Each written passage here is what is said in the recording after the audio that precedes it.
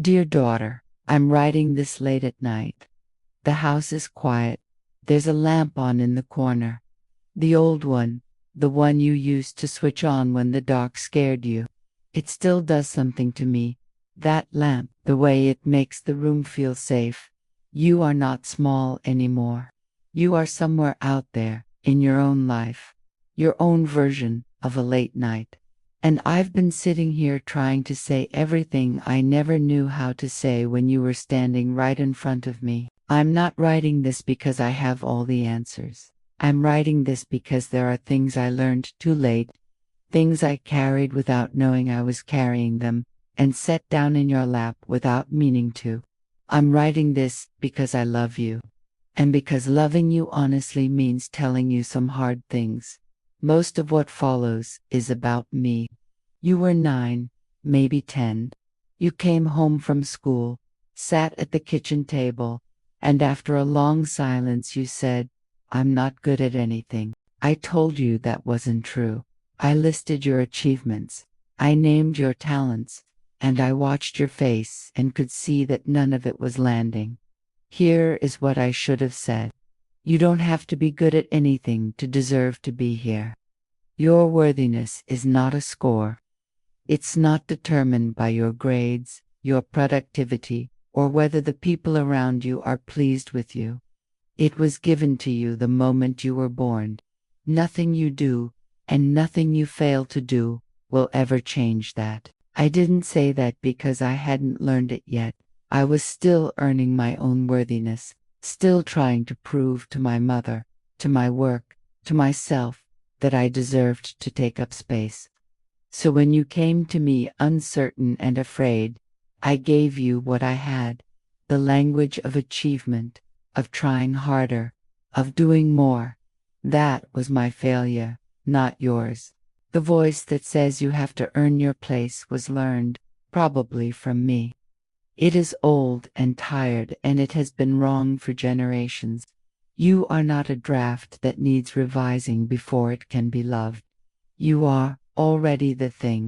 Dear daughter, there was a version of you I watched her grow, and I watched her quietly disappear, who used to burst into rooms.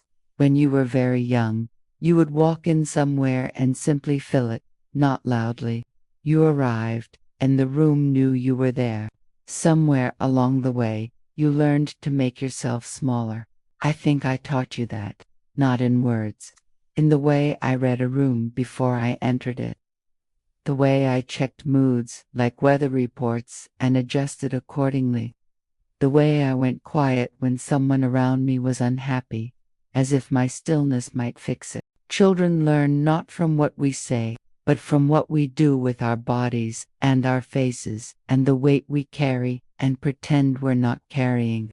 And so you learned that other people's feelings were your responsibility. If someone was angry, you soothed. If someone was sad, you fixed. If someone was disappointed, especially someone you loved, you rearranged yourself until they weren't disappointed anymore, until you were small enough, manageable enough. I look back and I see the wants you swallowed, the needs you pretended not to have, because you sensed that someone nearby didn't have room for them. That was never your job. Other people's feelings are theirs to carry. Their disappointment in you is not proof that you did something wrong. You can love someone and still disappoint them, both things at once, without one canceling the other. You can say no to someone you love, and the love doesn't have to go away. If a relationship can't survive your no, it was asking you to be less than you are. That is not love. And you were never meant to be owned by anyone's expectations. I wish I'd shown you what it looked like to hold a limit without guilt. I couldn't. I'm still learning it myself. I'm sorry for the years that cost you on love, and what it should cost you. I loved your father. Whatever you witnessed, the silences, the long drives home without anyone talking, I loved him, and he loved me. That part was real, but I grew up believing love was supposed to be hard. That if it cost you something, your sleep, yourself, you're quiet. It meant you really meant it. So I gave a lot, and much of that giving was not giving at all. It was shrinking. It was me making myself into the shape of what I thought would be loved, until I wasn't sure what my own shape was anymore. Love should not cost you yourself. If it does, what you're experiencing is not love. It is fear wearing love's clothing. So let me ask you something, not to answer out loud, just to sit with. Are you showing up as yourself?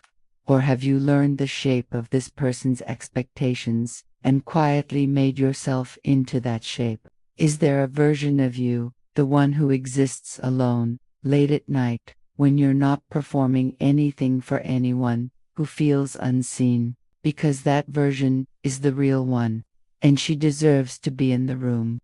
The people worth keeping will meet the full version of you and stay, not because you've managed them carefully, but because they genuinely want to be there.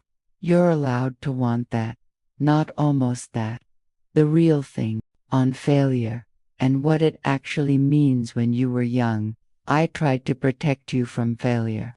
There were moments when I smoothed the path before you reached it, when I told you it was fine when it wasn't, because watching you struggle felt like watching myself struggle, and I couldn't stand either. What I was really teaching you without meaning to was that failure is an emergency, that it says something permanent about who you are. Failure is just evidence that you tried. The failed relationship is evidence that you loved someone. The failed project is evidence of courage. The only guaranteed way to never fail is to never attempt anything real. There's something I've carried for a long time that I want to tell you.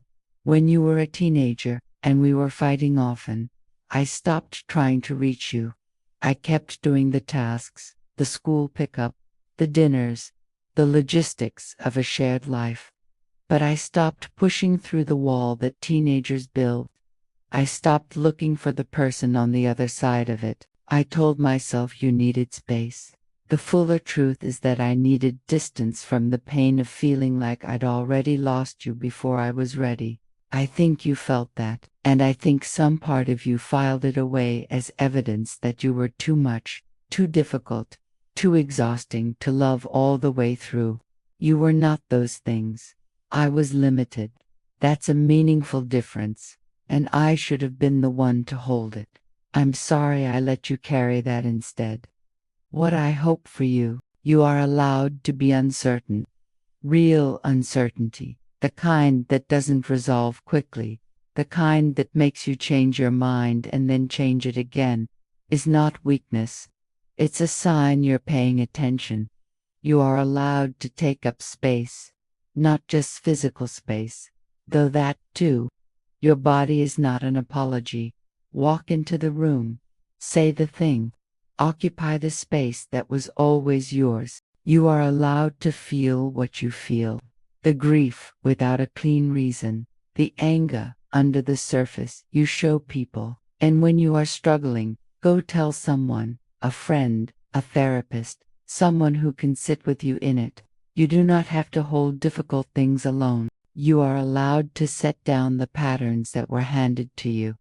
The ones that say love has to be earned, that rest must be deserved, that other people's feelings come before your own.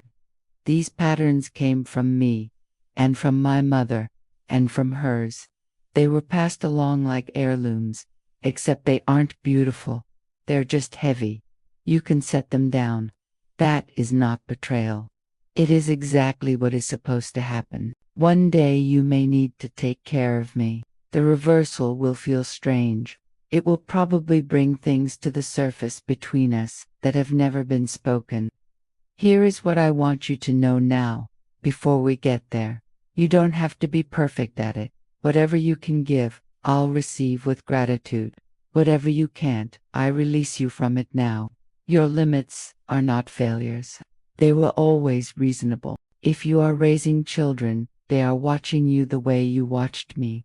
They will absorb how you handle the hard days, and they will forgive the ways you get it wrong, the way I hope you'll forgive me. When they finally understand that their parents were also just people, scared, trying, doing the best they could with what they had, which was never quite enough, and which was also, somehow, enough.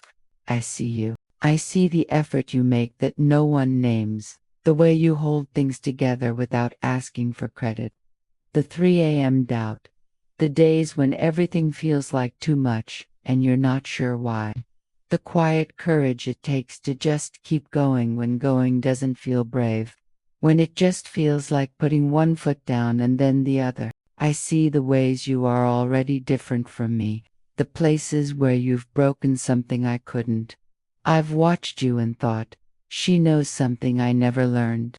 The work you're doing, even the invisible work, the work only happening inside you is real. It is changing things, even when you can't measure it. You are not behind. You are not broken. You are whole right now, exactly as you are, with all your unfinished edges and complicated history. Your restlessness is not a flaw. It's the part of you that knows you're meant for something real. Your sensitivity is not a liability. It's what makes you the person others want beside them when they're scared. Your hunger for meaning, for connection, for a life that actually feels like yours, is precisely right. It is the truest thing about you. Follow it. I love you in the way that doesn't require anything from you. Not your success. Not your happiness on any particular day. Not even your forgiveness, though I hope for it. Just you, existing, trying, living your life in the particular and irreplaceable way that only you can. That is enough. It has always been enough. It will always be enough. With all my heart, your mom.